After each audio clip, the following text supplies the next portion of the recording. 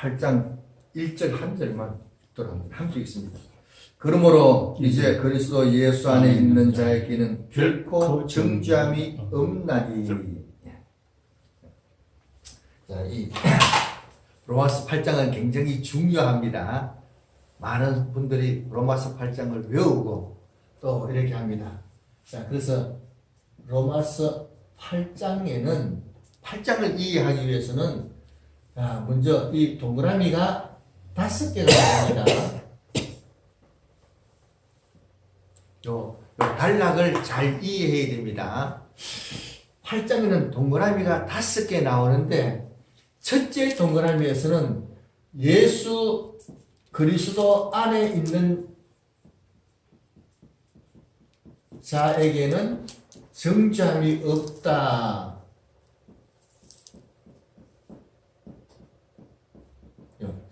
아주 참 중요한 얘기입니다. 예수 그리스도 안에 있는 자에게는 결코 정죄함이 없다. 이런 주제가 되겠습니다. 두 번째 단락에는 왜 그렇게 정죄함이 없냐? 우리는 하나님의 자녀다. 하나님의 자녀이다. 하나님의 자녀이기 때문에 앞으로 하나님의 상속자가 되어서 하나님의 영광을 받기 위해서는 고난도 받아야 된다. 고난도 받아야 된다. 굉장히 중요한 얘기입니다. 자, 그러면 이제 세 번째 단락에는 뭐냐?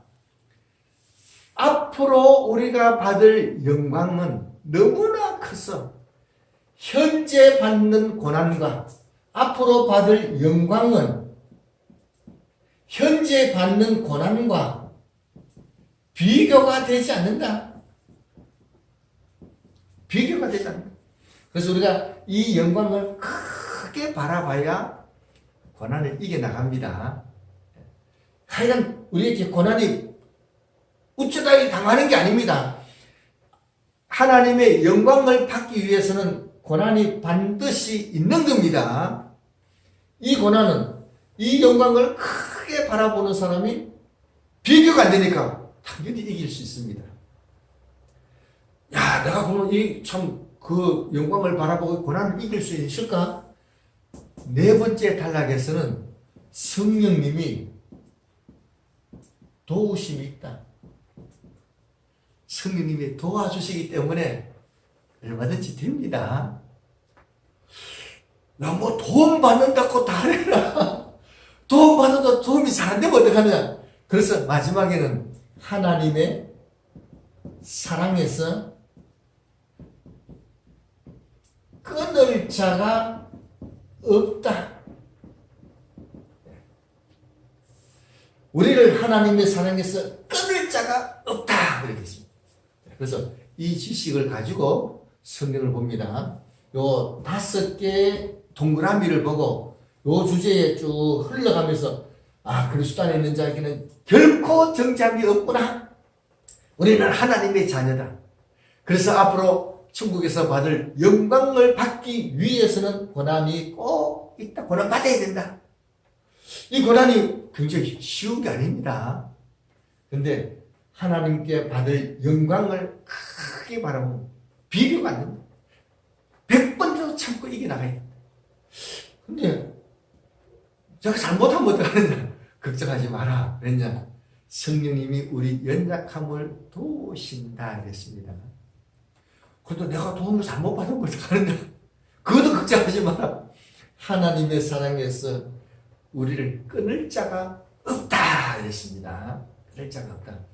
그래서 요 5개 주제를 쭉 연결시켜 가면서 생각하도록 합니다. 이 흐름에 위배되게 생각하면 안 되고, 이 흐름에 맞는 생각을 하면은 성경이 제대로 보여진다. 이런 얘기입니다. 자, 오늘 그러면 여기서 그리스도 안에 있는 자에게는 결코 정죄함이 없다. 이랬습니다. 근데 왜 갑자기 이런 얘기 나왔냐? 그래서 7장을 이해해야 됩니다. 7장 끝에서 뭐라 했느냐? 내가 한 법을 깨달았는데, 선을 행하기를 원하는 나에게도 선을 내가 꼭 믿음으로 이렇게 해야지 하고 선을 행하기를 원하는 나에게도 악이 함께 있다. 악이 함께 있다. 우리가 믿음이 있다 해도 악이 함께 있다는 것을 기억해야 됩니다. 그래서 내 속 사람은 하나님의 법을 즐거워하면서 하나님 법대로 살아야지 이렇게 마음먹고 하나님의 법대로 하려고 노력하는데 내 지체 속에 있는 죄의 법이 마음의 법과 자꾸 싸움질합니다. 이 죄의 법이 자꾸 덤벼드는 거예요. 이 덤벼드는 게 보통 일이 아니에요. 덤벼들면서 어떻게 하느냐? 나를 자꾸 이끌고 죄의 법으로 막 자꾸 끌고 가는 거예요. 여러분들도 다 믿음 생활하면서 이런 경험을 할 거예요. 내가 믿음 생활 하니까 하나님 말씀대로 살아야지 하고 하다 보면 이 싸움에서 질 때도 굉장히 많습니다. 또 끌려가가지고 또 하다가 내가 믿는 사람인데 그러면 안 되지 하고 뭐 하느냐? 회개합니다. 회개하고 다음에는 나 꼭 믿음으로 이겨야지. 그럼 또 하다 보면은 막상 일 당하면은 또 똑같이 또 넘어집니다. 넘어져가지고 또 넘어졌네.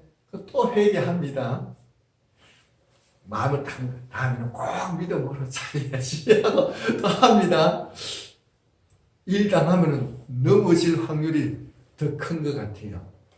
그러면 또 죄지면 또 회개하고 이렇게 합니다. 그래서 사도 바울이 오라 나는 곤고한 자로다. 나는 곤고한 자로다 이랬습니다. 그래서 제가 한글 사전을 찾아봤습니다. 곤고한 자가 뭐냐? 어려움을 겪어서 비참한 그래서 우리가 곤고한 사람이다 하면은 어려움 겪는 사람은 저 사람 참 힘들어 죽을 거야. 비참하게 보는, 참 안 되게 보는 그렇게 봅니다. 그런데 그래서 제가 헬라로 보잖아요. 헬라로 보니까 여기에 탈라이로 이렇게 되어 있습니다. 탈라이로 이렇게 분사로 되어 있는데 이거는 어려움을 힘써 노력하여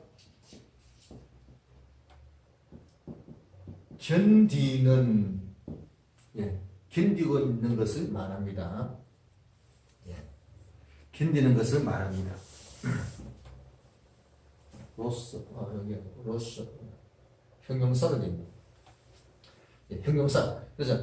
그래서 어려운 힘써 노력하는 이것만 보지 말고 견디어 나가고 있는 이런 사람입니다. 견디어 나가는 이런 사람입니다. 힘센 사람하고 덩치고 힘센 사람하고 힘약한 사람하고 싸우는데 힘약한 사람이 저 맞아 죽었구나 하는데 안 죽고 계속 버티고 버티고 나가네요. 그럼 사람들이 뭐라고 합니까? 그 사람 대단하네. 내가 두고 벌써 죽었을 텐데 한국에 있었는데 계속 버티네. 대단하네. 대단한 사람입니다. 불쌍한 사람이 아니고 대단한 사람입니다. 이런 싸움에 싸우고 이겨나가는 그런 사람입니다. 그래서 마지막에 무슨 얘기를 했느냐면 내 속 사람은 하나님의 법을 숨기고 내 육신은 죄의 법을 숨기고 있다. 우리 예수 믿는 사람은 두 가지 법 다 숨기고 있는 거예요. 믿음으로는 하나님의 법을 다 순종해야지. 근데 뭐를 해보면 안 되는 거예요. 이런 싸움이 계속, 그리고 회개하고 또 회개하고 이렇게 하면서 싸워나가는 게 믿음 생활하는 현 상태입니다. 그게 좋은 거예요. 그럼에도 불구하고 이겨나가고 있다. 불쌍한 사람이 아닙니다. 어려움을 힘써 노력하여 견디어 나가는 이런 모습입니다. 이런 사람에게 그리스도 안에 있는 자에게는 정죄함이 없다 이랬습니다. 쓰러지는 법이 많지만은 쓰러지는 데도 말이 있지만은 회개하잖아요. 회개하잖아요. 그러니까 정죄함이 없다 이렇게 얘기하는 겁니다. 그러니까 정죄함이 없다. 쓰러지고 회개하고 쓰러지고 회개하고 몇 번 하느냐? 7번 하느냐? 70번 하느냐? 7번씩 7번이라도 회개하고 정죄함이 없다 이랬습니다. 정죄함이 없으니까 당당하게 또 믿음으로 싸워나가도록 합니다. 자, 여기서 우리가 알아내는 예수 그리스도 안에 있는 자에게는 정죄함이 없다. 많은 기독교인이 예수 안에 있다는 말을 어떻게 생각하느냐? 내가 예수 믿고 세례 받고 교회 생활 잘하고 11조 잘래요. 11조 생활 잘하고 이렇게 하니까 나는 그리스도 안에 있다 이렇게 얘기를 합니다. 그래도 뭐 빠질 때도 있지만 그래도 교회 생활 잘하고 믿음 생활 잘하고 있지 않느냐. 예수 그리스도 안에 있는 말이 뭐냐? 요한 1서를 찾아봅니다. 요한 1서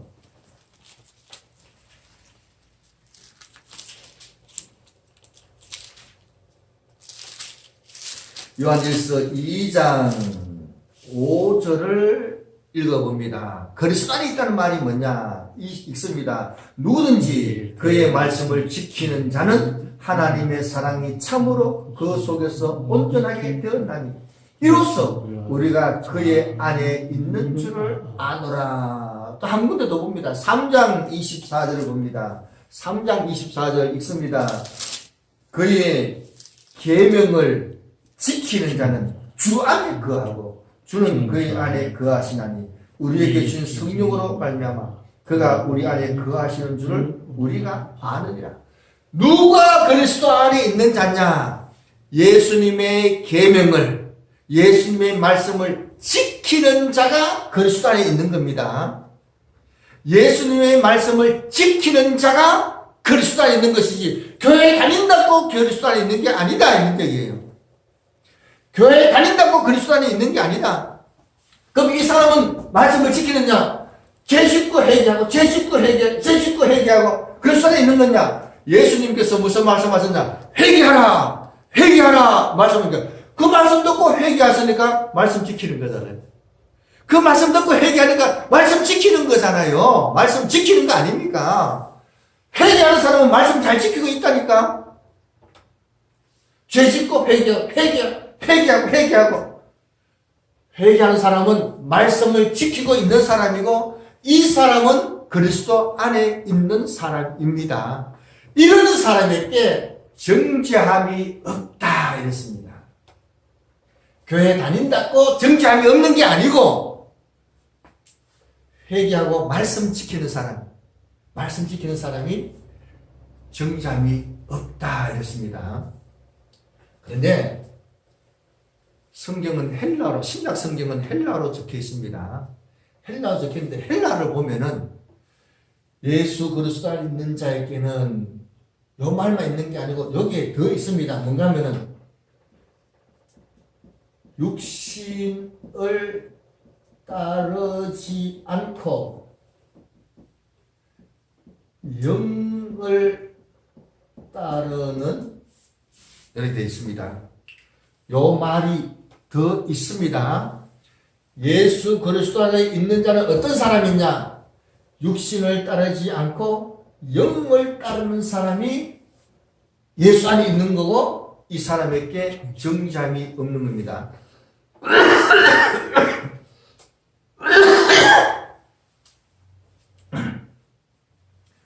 예수 안에 있는 자는 곧 누구냐?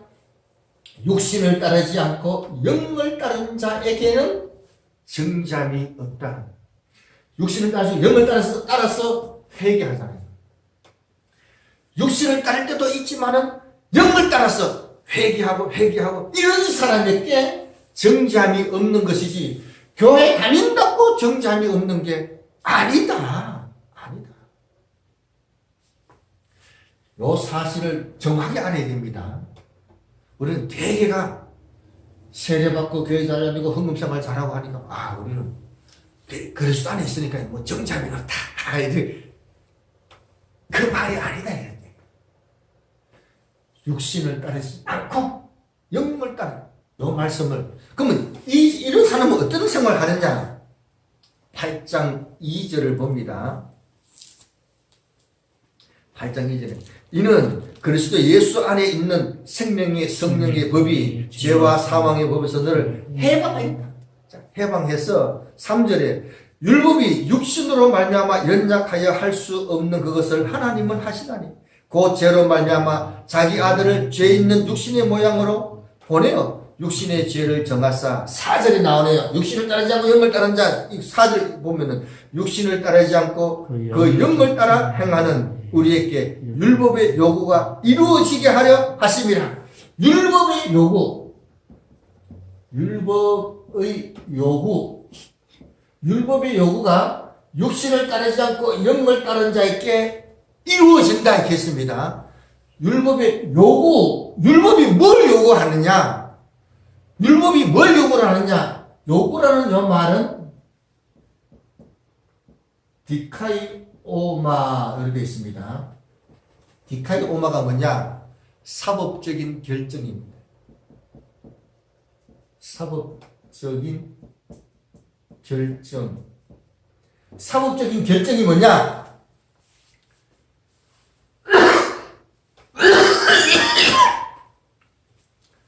죄를 졌으면 죄의 값은 사망입니다. 죄의 값은 사망입니다. 사법적인 결정은 당신 죄 졌으니까 사망 선고하는 게 율법의 요구입니다. 사망 선고하는 게 율법의 요구입니다. 육신을 따르지 않고 영을 따르는 자에게는 사망의 선고가 이루어졌다. 어떻게 이루어졌느냐? 그의 아들을 죄 있는 육신의 모양으로 보내어 육신의 죄를 선고했어. 정죄했어. 예수님이 십자가에 대신 죽었으니까 사망이 이루어졌다 하고 이루어진다. 육신을 따르지 않고 영을 따르는 자에게는 율법의 요구, 사법적인 결정, 죄값을 죄를 졌으니까 죄값 치러야지. 사망이 선고됐는데 예수님이 우리를 위해서 죽었었기 때문에 그 선고가 이루어진다. 그래서 예수님이 대신 죽었으니까 우리는 정죄가 없는 겁니다. 우리는 정죄가 없다.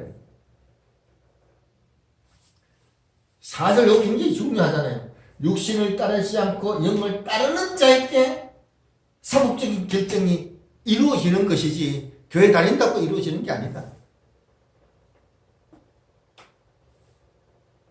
자, 교회 다닌다고 다 저절로 되는 게 아니다. 육신을 따르지 않고 영을 따르도록 노력해야 됩니다. 왜 이게 중요하냐? 그 다음 절에 보면은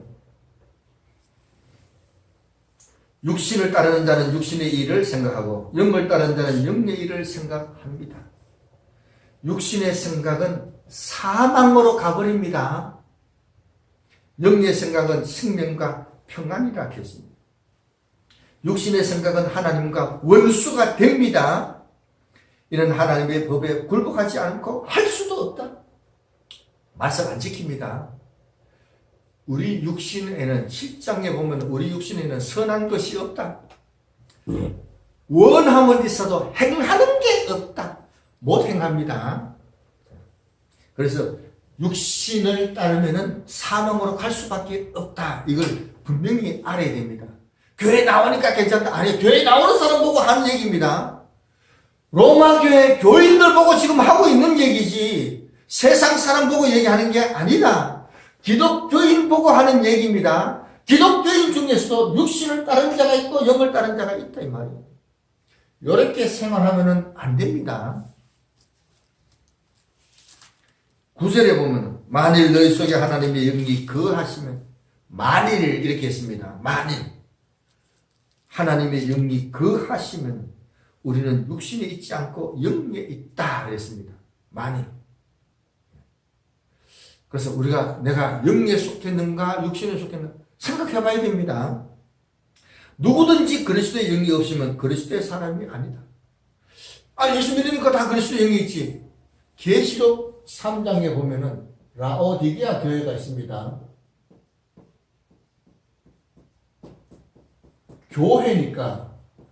교회니까 예수님이 계시는 것 같은데 라오디게아 교회는 예수님이 문 밖에 계십니다. 그 마음속에 안 계시고 문 밖에 계신다. 예수님이 우리 마음속에 거하셔야 되는데 마음 밖으로 쫓아내는 이런 모습이 보여집니다. 이런 사람은 안 됩니다. 우리가 교회 몸인 것을 생각하면 예수님이 몸 밖에 계신다. 참 문제잖아요. 내가 이런 상태면 어떻게 하느냐 좀 생각해 봐야 될 거 아니겠어요?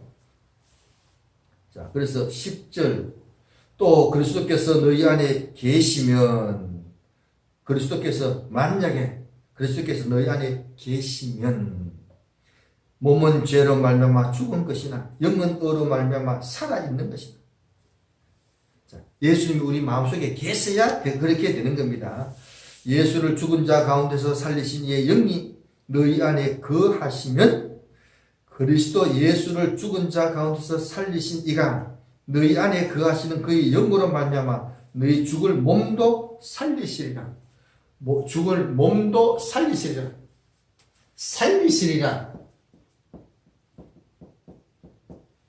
살리시래 요 단어가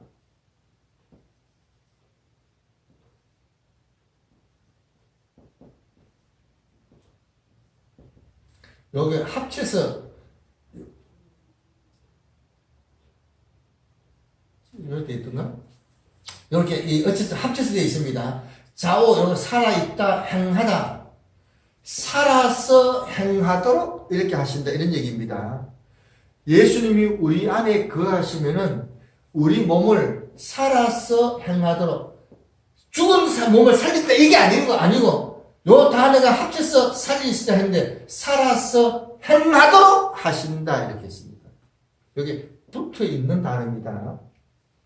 두 단어가 살아있다 생명이라는 단어가 행하다는 단어가 같이 붙어서 그래서 이게 살다 이랬는데 살아서 행하도록 하신다.